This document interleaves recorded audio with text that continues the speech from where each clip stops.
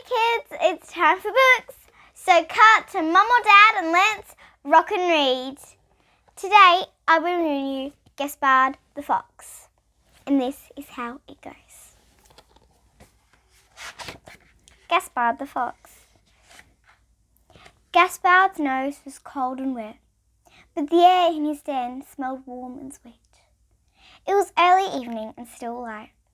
He'd been asleep all day, and he was hungry. He leapt over the broken fence, past the scruffy garages, and crept cautiously out into the street. He wondered if he might see the kind man with the bicycle. Gaspard wasn't frightened of him like he was of some other people.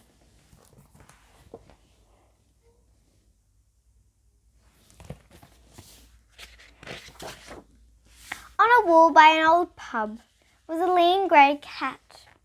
It was licking its claws as if it was savouring the memory of everything it had ever eaten. "Lovely day," said Gaspard politely. "My, aren't you a handsome fellow?"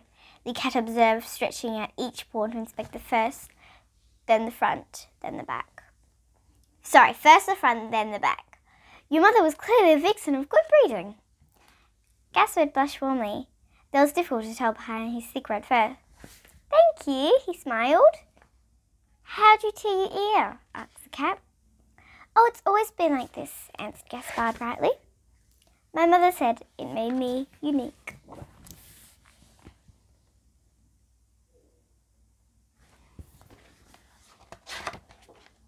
"Very distinctive," purred the cat. "What are you called?" "I'm Gaspard," replied Gaspard. He liked saying his name. "A French name," said the cat with interest, peering at him. "You really are an uncommon little fox." "I am Peter." "Peter," repeated Gaspard. "Most of the cats I've met have silly names like Mimi or Tigger. Peter is a very proper name."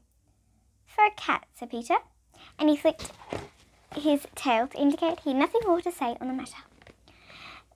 "Well, nice to meet you, Peter. I'm going to look for something to eat."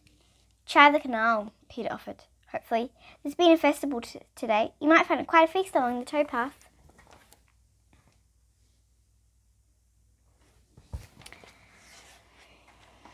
Gaspard's eyes widened. "Would you like to come?" "No, thanks," said Peter. "I have some fillets of plaice before I come out." Gaspard looked blank. "It's a fish," Peter explained, "with delicate white flesh, quite delicious." Gaspard was impressed. "I've never eaten fish," he admitted, and the thought made his stomach gurgle. Well, happy hunting, Gaspard. Happy hunting, Gaspard." Peter spoke to his feet and disappeared over the wall. Gaspard rushed through the little park and down to the canal.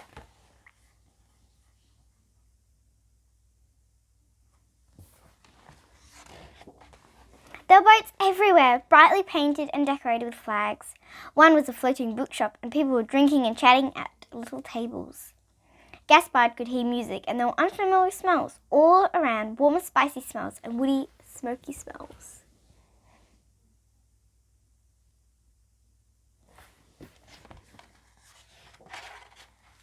There were still quite a few people along the towpath, so he kept close to the wall and moved quickly. "Look, Fox!" shouted a woman, pointing her phone excitedly. Gaspard turned his head in panic and ran straight into a bin. It was piled so full of rubbish that a bag toppled off, covering him in black ash. He sneezed and the woman took a picture. Gaspard was so dirty, he hardly looked like a fox at all.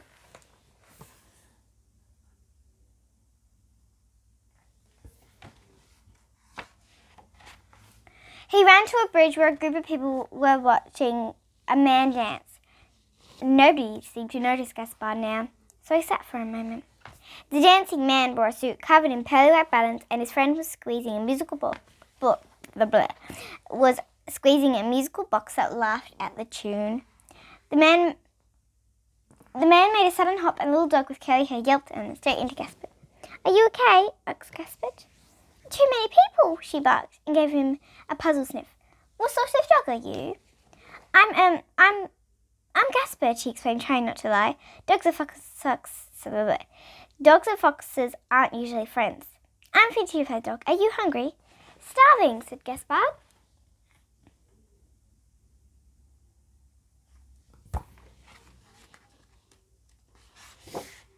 She led him to a boat with lots of empty tables outside. They were selling hot dogs this afternoon, and said Flinty excitedly, "We might find some tasty treats." "I've never met a dog without its human before," said Gaspard, searching for scraps. "That's because I escaped," said Flinty. "I made a hole in the back of my kennel. Mary thinks I'm still there. I do it when she's watching TV, so I can have adventures." Gaspard found the last sausage, but before he could eat on the table above him, lifted off the ground, the owner of the hot dog boat was clearing away. "Oi! Get out of it!" he shouted angrily. "Clear off!"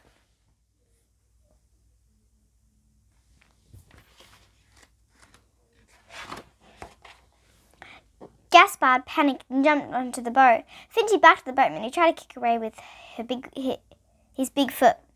Gaspard ran along the boat and leapt towards the towpath. But as he jumped, his paw caught a rope and he tumbled, splosh, straight into the canal. The water tasted oily and his nose was covered in green weeds. Gaspard began to swim clumsily, gasping for air.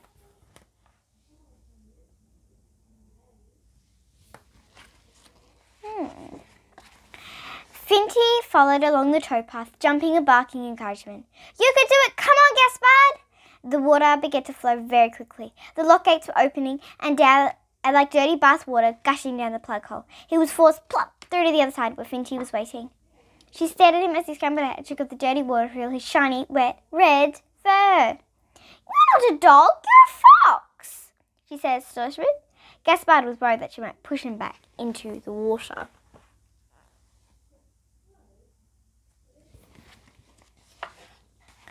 "That's so cool," said Flinty, her eyes gleaming and her tail wagging. "I'm friends with a real fox." "Friends?" said Gaspard, and he felt warm again, forgetting how wet and hungry he was. "I have to get back," said Flinty, "but let's have another adventure tomorrow." "I like that very much," called Gaspard, but Flinty was already out of sight. Gaspard had made a new friend. Perhaps two, he thought, as he spotted Peter on a bench across the road. Peter was trying to catch a butterfly. When he saw Gaspard, he quickly made himself look very dignified.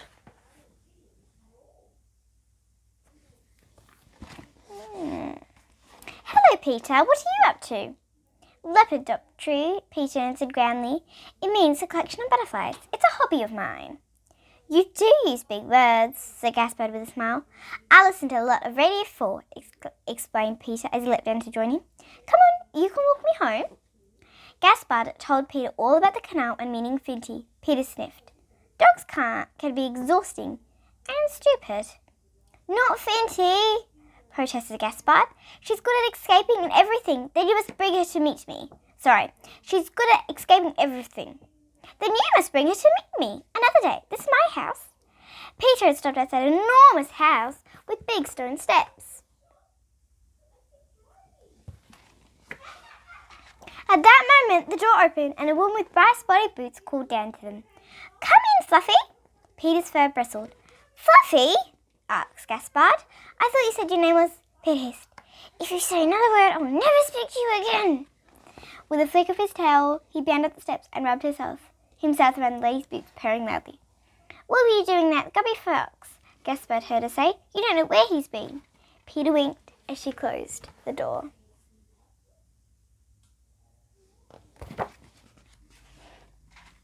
Click, click. Wah! Gaspard's eyes pricked up.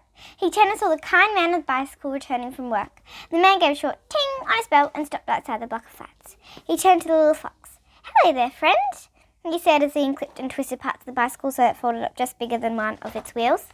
Gaspard loved to watch him do it. A window opened above them and another man looked down smiling. "Hello, Foxy. What have you been up to today?" "Chasing squirrels, probably," answered the man with the bicycle, lifting it through the doorway. A packet fell to the ground with a soggy scrunch, spilling its wool contents of flower bed. "Oh," said the man, looking at Gaspard. "Well, it's yours now, friend," he smiled and closed the door with a clunk. A woman opened above them. Another man looked down, smiling. "Hello, Foxy. What have you been up to today?" "Oh, sorry. I read the same thing again." Gaspard watched as the light came at the top of the stairs and he heard the two men laughing. It was getting dark. He sniffed the ground. "Fish and chips!" Peter would be impressed. He gathered it gently in his mouth and trotted around the back of the flats, past the scruffy garages, under the broken fence, and down into his den to enjoy his first fish supper. In one exciting evening, he made 2 new friends. He was happy, his stomach full, and the future felt bristling with adventures.